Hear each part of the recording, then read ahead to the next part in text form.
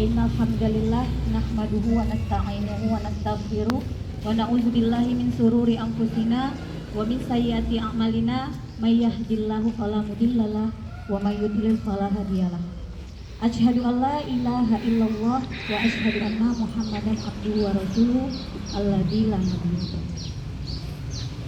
Yang terhormat Bapak Kepala SMP Muhammadiyah Ahmad Dahlan Aikanopan, hormat yang sama kepada seluruh tenaga pendidik dan staf kependidikan SMP Muhammadiyah Ahmad Dahlan Aikanopan, dan yang sangat banggakan yaitu peserta didik dari kelas 7, 8, 9 SMP Muhammadiyah Ahmad Dahlan Aikanopan.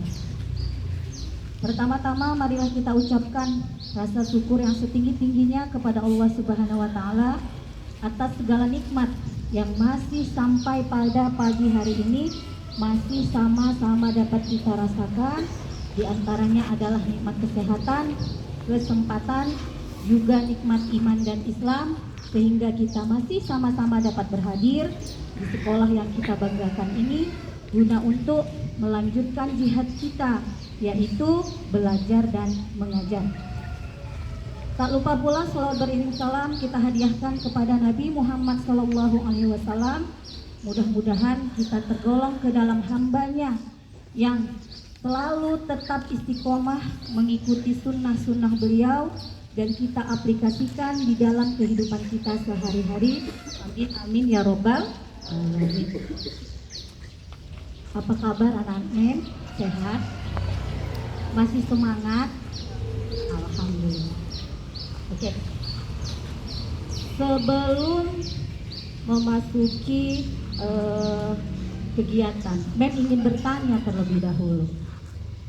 Ada nggak yang pernah mendengar atau yang tahu nama seorang raja yaitu Iskandar Zulkarnain? Ada nggak? Kalau ada, serta didik ya. Nanti ada bonus, bukan THR. Ada enggak? Ayo, sedikit aja. Siapakah itu Iskandar Zulkarnain?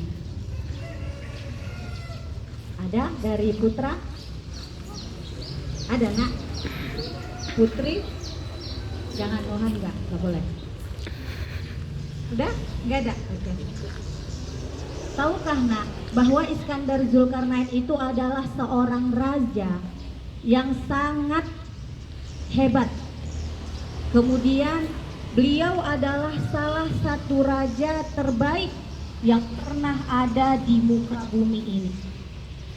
Raja Zulkarnain adalah seorang hamba Allah yang taat, kemudian selalu mengajak hamba-hamba manusia untuk mengikuti segala ajaran-ajaran Allah Subhanahu wa ta'ala.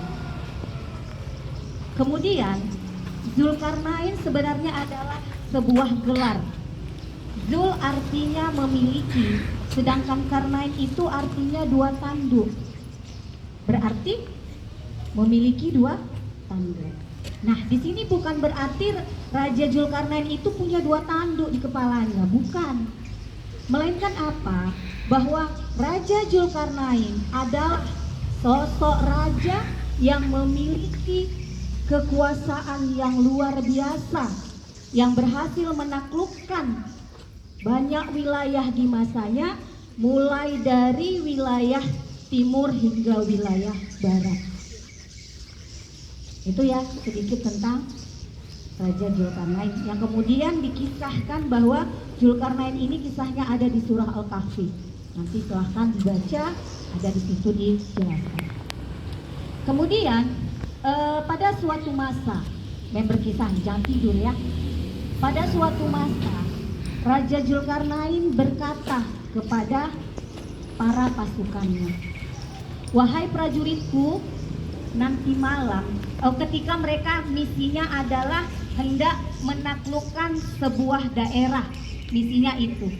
Maka sebelum melakukan perjalanan, Raja Zulkarnain berkata kepada para pasukannya, "Wahai pasukanku, nanti malam kita akan melewati sebuah sungai.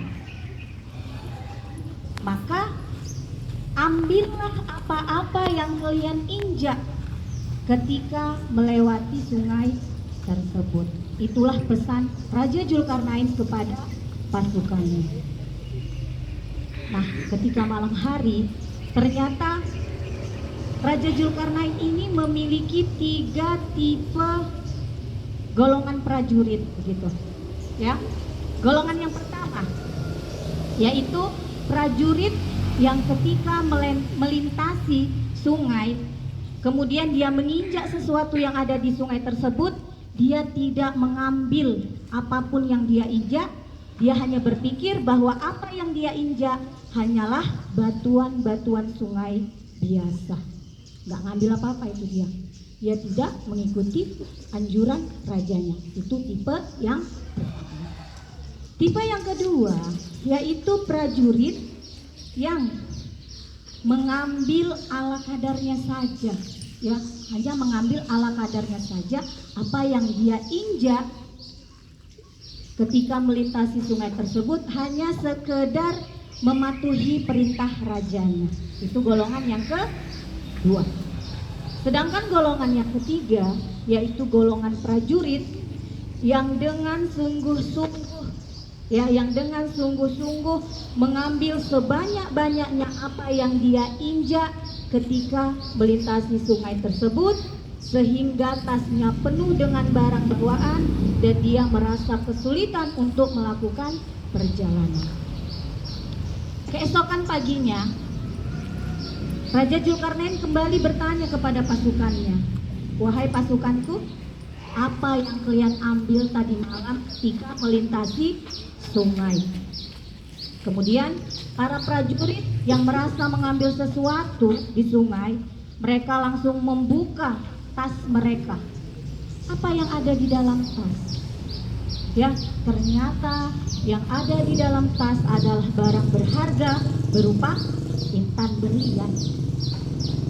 Nah, kemudian apa yang terjadi dengan pasukan atau golongan prajurit yang tidak mengambil apapun di sungai? Pastinya dia sangat menyesal. Bener nak, sangat menyesal. Kenapa lah saya nggak mengambil?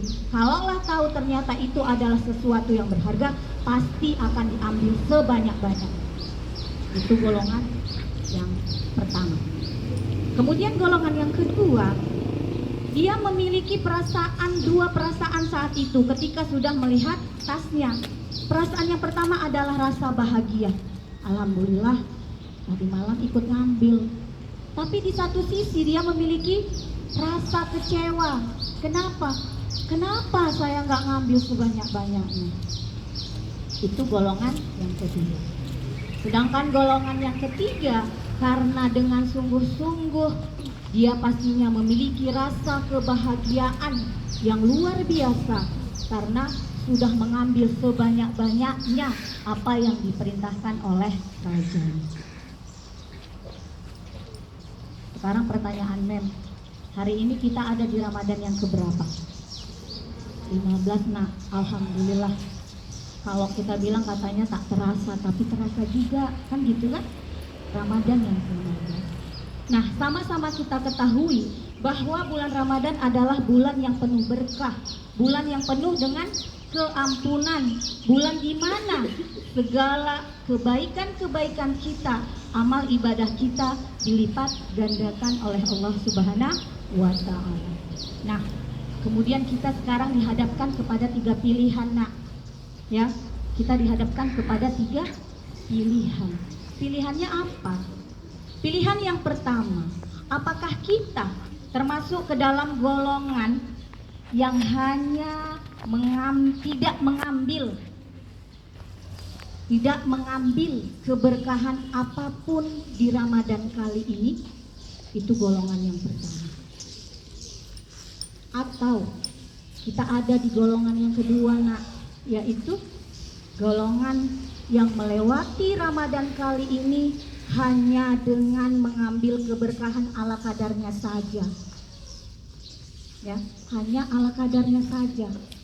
Yalah, ala kadarnya saja, yang pasti puasa-puasa, sholatnya hanya 5 waktu, hanya sebatas itu saja. Padahal ada begitu banyak amalan-amalan sunnah yang lain yang bisa menambah